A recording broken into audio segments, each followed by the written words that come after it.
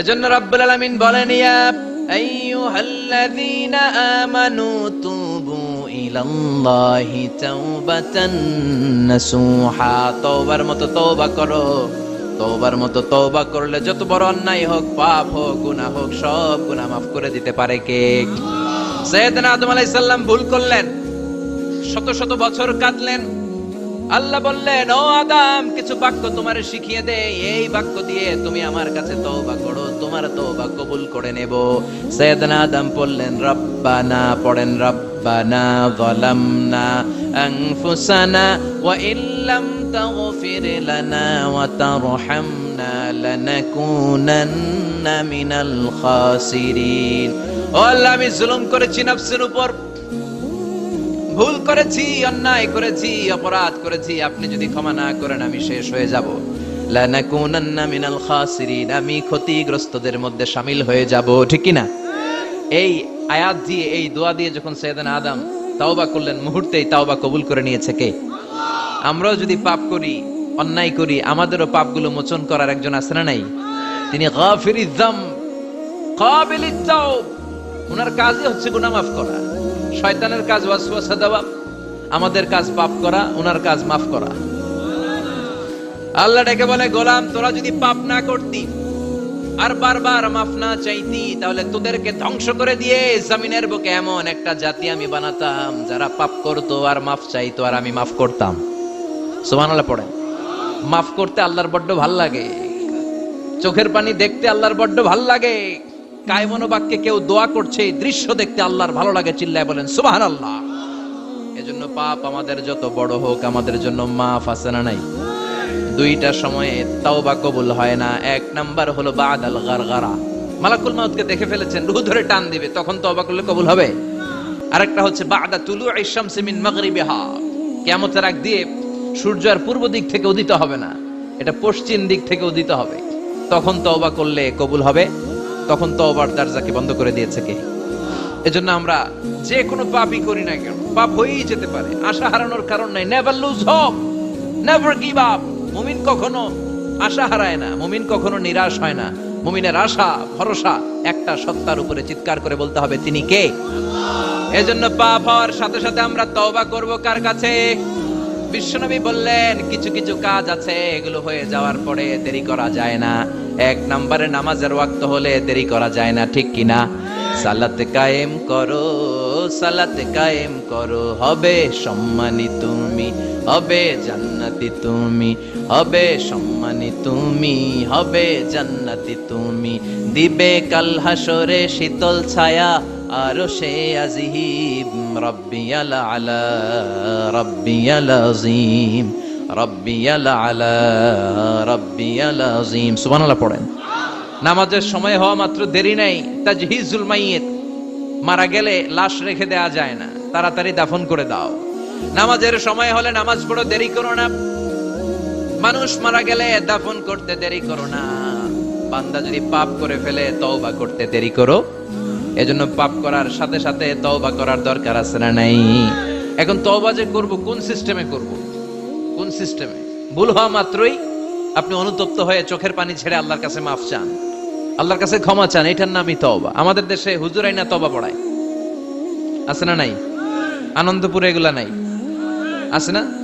কয় ইমাম সাহেবরে নিয়ে আয়, খতিব সাহেবরে নিয়ে আয়, হাফেজ সাহেব হুজুরে নিয়ে আয়, তওবা পড়া।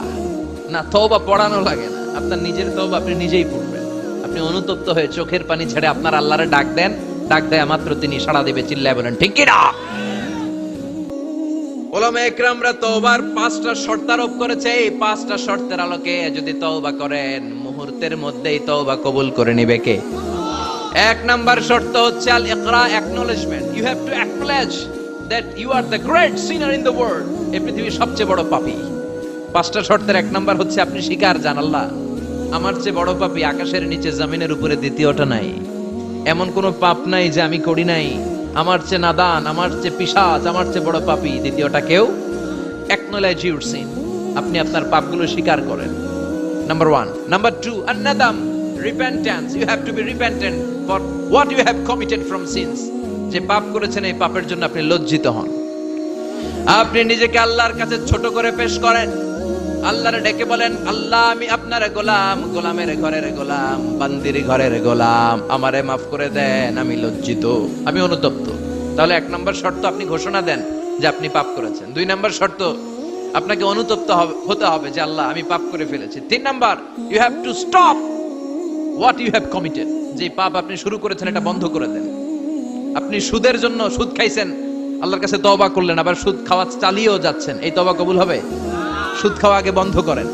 আপনি ঘুষ খেয়েছেন, এই ঘুষ খাওয়ার কারণে আপনি আল্লাহর কাছে তওবা করলেন, কিন্তু ঘুষ খেয়েই যাচ্ছেন, এই তওবা কবুল হবে? 3 নাম্বার হচ্ছে you have to stop what you have committed. আপনি যেই পাপ করেছেন এটাকে বন্ধ করেন। 4 নাম্বার শর্ত, you have to hate what you have committed. আপনি যেই পাপটা করেছেন এটাকে মন থেকে ঘৃণা করেন, ওইটারে মন থেকে ঘৃণা করতে হবে। 5 নাম্বার শর্ত হচ্ছে you have to determine that you never repeat this sin again. আল্লাহর কাছে ওয়াদা দেন, কমিটমেন্ট দেন যে আল্লাহ পারতপক্ষে আমার জীবনে আর এই কাজটা করব। এই 5টা শর্তের আলোকে তওবা করলে কবুল করবে কে? 1 নম্বরে স্বীকার জান আল্লাহ আমি পাপী, 2 নম্বরে অনুতপ্ত হন, 3 নম্বরে পাপ কাজটা বন্ধ করে দেন, 4 নম্বরে ওই পাপ কাজটাকে মন থেকে ঘৃণা করেন, 5 নম্বরে আল্লাহর কাছে ওয়াদা দেন আর জীবনেও এই পাপ করব না। এই 5টা শর্তের আলোকে যদি তওবা করেন, আপনার তওবা কবুল করে নিবে কে? এজন্য যত পাপ, যত অন্যায় আমরা করি না কেন, আমাদের এই পাপগুলো, অন্যায়গুলো ক্ষমা করার একজন আছে না নাই? তিনি কে? এজন্য সব সময় তওবা করতে রাজি আছেন তো? প্রতিদিন শত শতবার তওবা করতে রাজি আছেন? প্রতিদিন শত শতবার ইস্তেগফার পড়তে রাজি আছেন? বিশ্বনবী প্রতিদিন 70 বারেরও বেশি ইস্তেগফার পড়তেন। শুধু টয়লেটে যে মুহূর্তে থাকতেন ওই মুহূর্তে পড়তেন না, টয়লেটে ঢোকার মুহূর্তে বিশ্বনবী ইস্তেগফার পড়তে পারতেন না, তাই টয়লেট থেকে বেরোয়েই তিনি ইস্তেগফার পড়তেন। তিনি পড়তেন গফরানাক। কি পড়তেন? গফরানাক মানে হলো আস্তাগফিরুল্লাহ। গফরানাক মানে কি? গফরানাক মানে আল্লাহ আমি আপনার ক্ষমা চাই, মানে আস্তাগফিরুল্লাহ। আবার বিশ্বনবী বলতেন মান লাযামাল ইস্তিগফার জাআলাল্লাহু লাহু মিন কুল্লি দিকিন মাখরাজা। যে ব্যক্তি সব সময় ইস্তেগফারের সাথে লেগে থাকে তাকে সব সময় বিপদ থেকে মুক্তি দিবে কে? আমাদের জীবনে বিপদ আছে না নাই? কত ধরনের বিপদ। যে কোনো সময় অসুস্থ হয়ে যেতে পারি, যে কোনো সময় দুর্ঘটনার কবলে পড়তে পারি, যে কোনো সময় গুম হয়ে যেতে পারি। কথা কন, এদেশে গুম টুম নাই মনে হয়, ক্রস ফায়ার নাই, কে কোন সময় গুম, কে কোন সময় নাই, কোনো ঠিক নাই। আল্লাহ বিশ্বনবী বললেন মান লাজিমাল ইস্তিগফার জাআলাল্লাহু লাহু মিন কুল্লি দিকিন মাখরাজা। সব সময় যে ইস্তিগফারের সাথে আঠার মতো লেগে থাকবে আল্লাহ তাআলা তাকে বিপদ থেকে সব সময় মুক্তি দান করবেন। সুবহানাল্লাহ পড়েন। 2 নম্বরে বিশ্বনবী বললেন অমিন কুল্লি হাম্মিন ফারাজা। ওই ব্যক্তিকে রব্বুল আলামিন সব ধরনের দুশ্চিন্তা থেকে মুক্তি দিয়ে দিবেন। আমাদের জীবনে দুশ্চিন্তা আছে না নাই? টেনশন নাই কার কার? হাত তোলেন তো। যে হুজুর আমার কোনো টেনশন নাই। আপনার টেনশন নাই, মাশাআল্লাহ। আমার সাথে দেখা করবেন আলোচনার পরে। টেনশন ছাড়া মানুষ আছে? বাসার টেনশন, মরার টেনশন, কবরের টেনশন, ক্যারিয়ারের টেনশন, বিদ্যুৎ বিলের টেনশন, গ্যাসের বিলের টেনশন, বাড়ি ভাড়ার টেনশন আছে না নাই? বিশ্বনবী বললেন টেনশন ছাড়া মানুষ নাই। সব সময় আঠার মতো যে ইস্তেগফারের সাথে লেগে থাকবে তাকে টেনশন মুক্ত করে দিবে কে? 3 নাম্বার ওয়ারযুকহু মিন হাইসু লা ইয়াহতাসিব। এমন জায়গা থেকে আল্লাহ তাআলা রিজিকের ব্যবস্থা করে দিবেন সে কল্পনাও করতে পারবে না। আমি নিজে এটার প্রমাণ পেয়েছি। অনেক অনেক সময় আমি কল্পনাও করি নাই যে এখান থেকে আমার রিজিকের ব্যবস্থা হতে পারে। এমন পরিমাণে রিজিকের ব্যবস্থা এসেছে 2 হাতে নিয়েও কুলাতে পারি নাই। এজন্য সব সময় চলতে ফিরতে উঠতে বসতে ইস্তিগফারের সাথে লেগে থাকার দরকার আছে না নাই? আবার বিশ্বনবী বললেন সদা সর্বদা যারা সব সময় ইস্তিগফার পড়বে আল্লাহর পক্ষ থেকে কোনো আযাব গজব তাদের উপর পাকড়াও হবে না। ওয়া মা কানাল্লাহু মুআযযিবাহুম ওয়া হুম ইস্তাগফিরুন। সুবহানাল্লাহ। যতক্ষণ তুমি ইস্তিগফার পড়বে আল্লাহর পক্ষ থেকে প্রোটেকশন আছে না নাই? তাহলে 4টা জিনিস পেলেন। 1 নম্বরে বিপদ থেকে মুক্তি দিবে কে? টেনশন মুক্ত করে দিবে কে? রিজিকের ব্যবস্থা করে দিবে কে? আল্লাহর আযাব আর গজব থেকে আপনার হেফাজতে রাখবে কে? ইস্তিগফার পড়ার 5 নম্বর ফজিলত হচ্ছে সব সময় ইস্তিগফার পড়লে আপনি মুস্তাজাবুদ দাওয়া হয়ে যাবেন। কি হয়ে যাবেন? মানে দোয়া করলেই কবুল করবে কে? মুস্তাজাবুদ দাওয়া। এই টার্মিনোলজি, এই পরিভাষাটা কি আজকে প্রথম শুনলেন? খেয়াল রাখবেন, মুস্তাজাবুদ দাওয়া মানে এমন ব্যক্তি যেই ব্যক্তি দোয়া করতে দেরি কিন্তু দোয়া কবুল হতে দেরি হয়। হাত তুলে দোয়া করতে দেরি, মুহূর্তেই দোয়া কবুল করে নেয় কে? আপনি যদি সব সময় ইস্তেগফারের আমলটা করেন, আপনারে মুস্তাজাবুদ দাওয়া বানিয়ে ফেলবে কে? আপনারা ইমাম আহমদ ইবনে হাম্বলের নাম শুনেছেন? আমাদের ইসলামে 4টা মাযহাবের প্র্যাকটিস আছে, অনুশীলন। হানাফি, শাফিঈ, মালিকি, 4 নাম্বারটা কথা কন। আরো অনেক মাযহাব আছে, কিন্তু এই 4টা মাযহাব বেশি প্রসিদ্ধ। গোটা বিশ্বের মানুষগুলো কোরআন সুন্নাহর আলোকে যে আমলগুলো করে, এটা 4টা মাযহাবের রেফারেন্সের সাথে কোনো না কোনো ভাবে মিলে যায়। এটার প্রথমটা হচ্ছে হানাফি, দ্বিতীয়টা শাফিঈ, তৃতীয়টা 4 নাম্বারটা সবাই বলেন কি নাম? হাম্বলি। ইমাম আহমদ ইবনে হাম্বল এই মাযহাবের ধারক, বাহক, প্রতিষ্ঠাতা। তিনি ছিলেন জগৎ বিখ্যাত মুহাদ্দিস, ওনার পুরো জীবনটা উনি হাদিস সংগ্রহের কাজে ব্যয় করেছেন এবং একক স্বতন্ত্র হাদিসের গ্রন্থ হিসেবে পৃথিবীর সবচাইতে বড় যে হাদিসের কিতাব, ওটার নাম হচ্ছে মুসনাদে আহমদ ইবনে হাম্বল। যারা আলেম ওলামা আছেন জানেন না?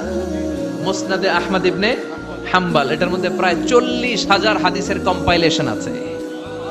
সুবহানাল্লাহ, বাড়িতে গিয়ে বললেন, এত বিশাল হাদিসের গ্রন্থের রচয়িতা। ওনার শেষ জীবনে উনি হাদিস সংগ্রহের জন্য সফর করতেন। শীতের এক রাতে তিনি সফরে বেরিয়েছেন। এক মসজিদে মাগরিব আর এশার সালাত পড়ে তিনি ভাবলেন ফজরের সালাত এই মসজিদে পড়ে সকালবেলা বেরোবো, যেহেতু বাইরে শীত, কই আর যাব। ব্যাগ থেকে কাঁথা বের করে হাদিস পড়তে শুরু করেছেন আর ভাবলেন হাদিস পড়তে পড়তেই রাতটা কাটিয়ে দিব। কিন্তু মসজিদের দারোয়ান এসে বলে, মুরব্বী, মসজিদে তো থাকা যাবে না, আপনি বেরোন। আহমদ ইবনে হাম্বল অনুনয় বিনয় করলেন যে তোর কাছে হাত জোর করে ক্ষমা চাই বাবা, এই শীতের রাতে আমারে বের করে দিস না, আমি রাতটা মসজিদে কাটাতে চাই। আমি ফজরের নামাজেরও মুসল্লি এই মসজিদের, আমি ফজর পরে তারপরে যাব। দারোয়ান সে না ছোট বান্দা, সে বলে না, মসজিদে থাকতে পারবেন না, বেরোন। না বেরোলে গাট্টি সহ ঘাট ধাক্কা দিয়ে বের করে দেবে। চিনতে পারে নাই যে এটা মুহাদ্দিসুদ দাহর, এ যুগের সর্বশ্রেষ্ঠ মুহাদ্দিস ইমাম আহমদ ইবনে হাম্বল। এখন উনি আর কি করবেন, কিছু করতে না পেরে ব্যাগ নিয়ে বের হয়ে গেলেন। প্রচন্ড শীতের রাতে, কনকনে শীতে তিনি কাঁপছেন। হাঁটতে হাঁটতে, চলতে চলতে হঠাৎ দেখলেন একটা বাজার। ওই বাজারে এক খাব্বাজ, রুটির দোকানদার, শাবুন খাব্বাজ, যুবক রুটি বানাচ্ছে। যে সালাম দিলেন, আসসালামু আলাইকুম। বাবা, শীতের রাতে বিপদে পড়েছি, যাওয়ার জায়গা নেই। তোমার যে চুলাতে তুমি রুটি বানাও, এই চুলার পাশে বসে যদি সারা রাত আমি কাটিয়ে দেই আর চুলা থেকে আগুন পাই, তোমার কি কোনো ক্ষতি হবে? যুবক বলেন, না না, কোনো ক্ষতি হবে না। আহলান ওয়া সাহলান, আমার হাবান বিক, খুশ আমদেদ, এটা তো খুশ নসিব আমার। আপনি আগুন পোহালে আমার সমস্যা কি? আসেন। ইমাম আহমদ ইবনে হাম্বল যুবককে শুকরিয়া জানিয়ে, আল্লাহর শুকরিয়া করে চুলার পাশে বসে আবার হাদিস পড়তে লাগলেন। কিন্তু তিনি লক্ষ্য করলেন যে যুবকটা একটু পর পর আওয়াজ করে পড়ে আস্তাগফিরুল্লাহ। কি পড়ে? আটা দিয়ে রুটি বানায়, পড়ে আস্তাগফিরুল্লাহ। রুটির খামির বানায়, পড়ে আস্তাগফিরুল্লাহ। খামিরগুলো দলা বেঁধে গোল গোল করে সাজিয়ে রাখে, আর কি পড়ে? বেলুন দিয়ে এগুলোর বলে চুলার ভিতরে ঢুকায় দেয়, আর কি পড়ে? কেউ রুটি কিনতে আসলে তার হাতে রুটি তুলে দেয়, আর কি পড়ে? টাকা দিলে টাকা নিয়ে ক্যাশ বক্সে রেখে দিয়ে কি পড়ে? শুধু পড়ছে আস্তাগফিরুল্লাহ, আস্তাগফিরুল্লাহ। ইমাম আহমদ ইবনে হাম্বল তো অবাক, ঘটনা কি? এই যুবকের হলোটা কি? শুধু আস্তাগফিরুল্লাহ। তিনি হাদিসের কিতাবটা বন্ধ করে যুবককে জিজ্ঞেস করলেন, বাবা, আসার পর থেকেই দেখছি তুমি শুধুই পড়ছো আস্তাগফিরুল্লাহ, আস্তাগফিরুল্লাহ, আস্তাগফিরুল্লাহ। ঘটনাটা কি? কেন এত তুমি ইস্তেগফার পড়ো? যুবক বলল, এটা আমার একটা চিরাচরিত আমল, সব সময় আমি এই আমলটা করি। আমি সব সময় ইস্তেগফারের সাথে আঠার মতো লেগে থাকি, আর সব সময় ইস্তেগফার পড়ার কারণে আল্লাহ তাআলা আমাকে মুস্তাজাবুদ দাওয়া বানিয়ে দিয়েছে। মানে আমি দোয়া করলেই দোয়া কবুল হয়ে যায়। এই জীবনে আমি যত দোয়া হাত তুলে করেছি, মুহূর্তের মধ্যে আমার দোয়াগুলো কবুল করে নিয়েছে কে? শুনে তো ইমাম আহমদ ইবনে হাম্বল অবাক, বলে কি, আনতা মুস্তাজাবুদ দাওয়া? তুমি মুস্তাজাবুদ দাওয়া? তুমি দোয়া করলেই কবুল? নাম আনা মুস্তাজাবুদ দাওয়া। হ্যাঁ, আমি দোয়া করলেই কবুল হয়ে যায়। তুমি জীবনে যা দোয়া করেছো সব পেয়েছো? হ্যাঁ, আমি জীবনে যা দোয়া করেছি আমি সব পেয়েছি। সব দোয়া কবুল হয়েছে আমার জীবনে, শুধু একটা দোয়া ছাড়া। ইমাম আহমদ ইবনে হাম্বলের কৌতূহল আরো বেড়ে গেল। সব দোয়া তোমার কবুল হয়েছে, একটা দোয়া কবুল হয় নাই, সেটা আবার কি? যুবক বলতে আরম্ভ করলো, আমার যে দোয়াটা কবুল হয় নাই সেটা হচ্ছে আমি আল্লাহর কাছে অনেকবার দোয়া করেছি, আল্লাহ শুনেছি এই জামানার সবচেয়ে বড় মুহাদ্দিস, তার নাম নাকি ইমাম আহমদ ইবনে হাম্বল।